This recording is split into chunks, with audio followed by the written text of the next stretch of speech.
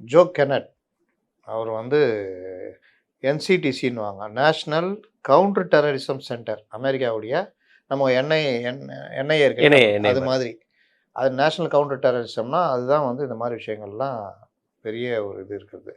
இதில் இந்த பயங்கரவாத எதிர்ப்பு மையத்துடைய தலைவரான ஜோ கெனட் நேற்று பதவி ராஜினாமா பண்ணிக்கிறார்.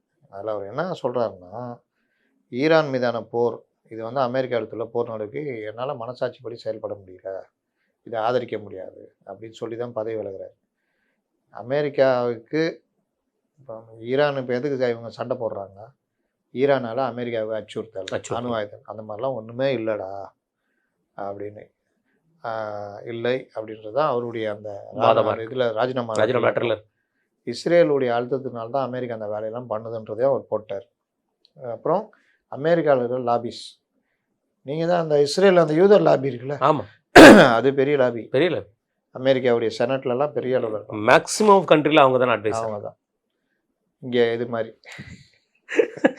அந்த மாதிரி அந்த அழுத்தத்தினால இந்த போருக்கு அமெரிக்கா தள்ளப்பட்டுள்ளதுன்றார். இன்னொன்று, தவறான தகவல், ஈரானை பற்றிய தவறான தகவல்கள் மற்றும் பொய் பிரச்சாரங்களும் அதிபர் ட்ரம்ப் இந்த போருக்குள் இழுக்கப்பட்டார். அப்போ அதிபர் ட்ரம்புக்கு மூளை இல்லைன்னு சொல்ல வர்றாரா? அதுதான் உண்மை.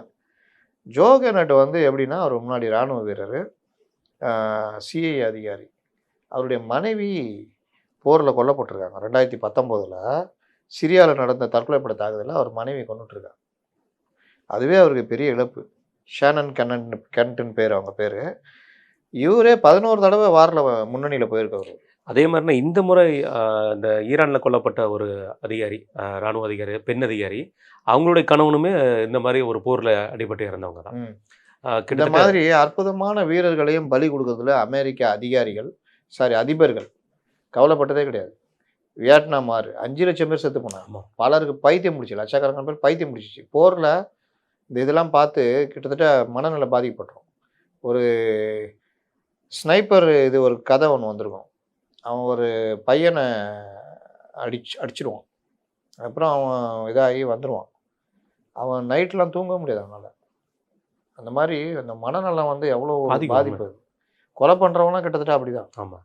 ஒருத்தன் பொண்டாட்டி கூட சண்டை போட்டு வருவான், குழந்தை அழுதுகிட்டே காலை பிடிச்சி பண்ணுவான். கோபத்தில் குழந்தை காலை பிடிச்சி தூக்கி அடிச்சிடுவான், செத்துரும் குழந்தை. அப்புறம் அவன் ஜெயிலுக்கு போயிடுவான். உள்ள ஜெயிலில் அவனால் நிம்மதியாக இருக்க முடியல. என் குழந்தை இந்த கையாலேயே கொண்டு செத்து தற்கொலை பண்ணிட்டான்.